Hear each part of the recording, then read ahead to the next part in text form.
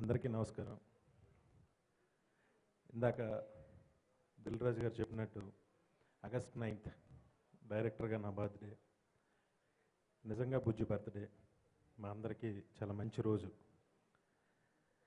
అప్పుడే 15 ఏళ్ళు అయిపోయిందా అన్నట్టుంది. ఇంకా షాకింగ్ ఏంటంటే ఉపేంద్ర గారు ఓం బెంగళూరులో చూశాను. అప్పుడే 20 years అయిపోయింది అనిపిస్తుంది సార్. మీరు అలాగే ఉన్నారు. గురుకిరణ్ గారు అలాగే ఉన్నారు, ఏ చేంజ్ లేకుండా. ఆ సినిమా చూసినప్పటి నుంచి నాకు ఉపేంద్ర గారు సినిమాలంటే నాకే కాదు అసిస్టెంట్ డైరెక్టర్లందరికీ ఒక పిచ్చి. అంటే కొత్తగా అప్పటి వరకు చూడని, అప్పటి వరకు సినిమాల్లో ఏ సినిమాలోనూ డిస్కస్ చేయని విషయాలు ఆయన డిస్కస్ చేస్తూ ఉండేవాడు ఆ సినిమాల్లో. ఆయన అంటే విపరీతమైన ఒక ప్యాషన్ ఉండేది. ఆయన ఓం సినిమాని రాజశేఖర్ గారితో ఇక్కడ చేయడానికి వచ్చి మేము ప్రతి సెకండ్ ఫాలో అయ్యి ఉన్నాం సార్ మిమ్మల్ని. అప్పుడు మనకి బిగ్ షాట్ అని ఒక షోరూమ్ ఉండేది. ఉపేంద్ర గారు వెళ్ళి 50,000 బట్టలు కొన్నారట, షర్ట్లు కొన్నారట బిగ్ షాట్కి వెళ్ళి. అదొక న్యూస్ మా అందరికీ, అసిస్టెంట్ డైరెక్టర్స్ అందరికీ. ఇలా ఆయన అంటే ఒక ప్యాషన్. ఆయన రోడ్లో షూటింగ్ చేస్తుంటే న్యాచురల్గా ఆయన ఆ షూటింగ్ చూడటానికి వెళ్ళి నుంచున్న వాళ్ళం.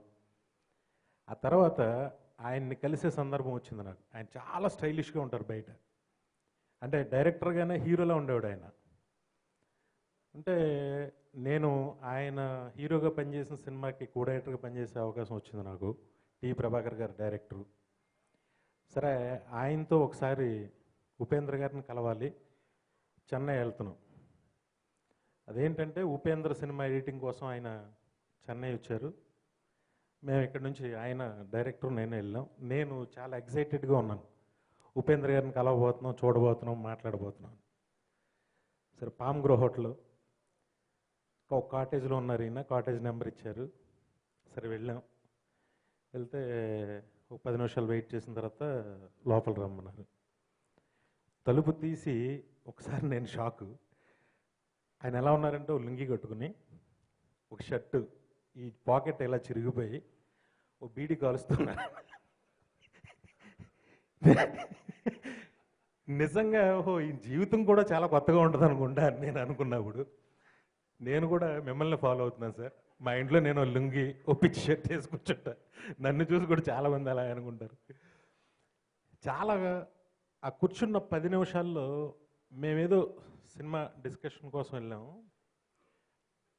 ఈయన అన్నారు, ప్రభాకర్ గారు ఈ సినిమాలో అస్తమాను ఎందుకు హీరో హీరోయిన్లు I love you I love you I love you అని చెప్పుకుంటున్నారు ఫోన్లు చేసుకుని అని అడిగారు.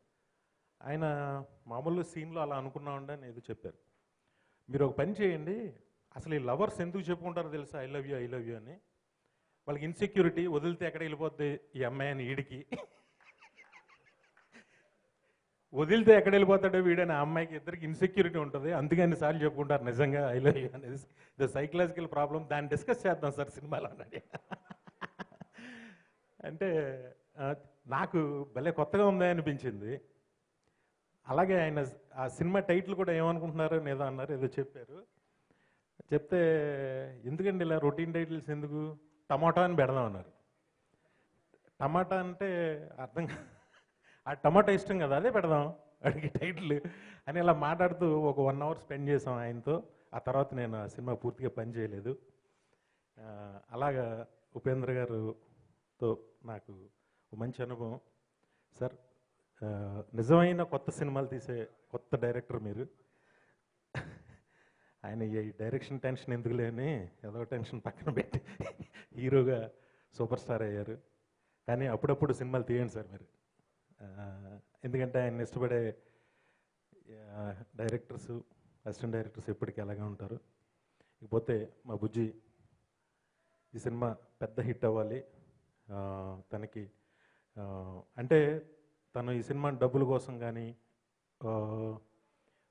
దేనికోసం చేయలేదు. కేవలం ఉపేంద్ర గారికి తనకి ఉండే ఫ్రెండ్షిప్.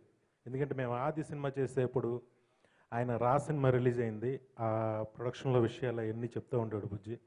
వాళ్ళిద్దరి మధ్యన ఉండే ఒక మంచి ఫ్రెండ్షిప్ కోసం ఈ సినిమాని చేస్తున్నాడు.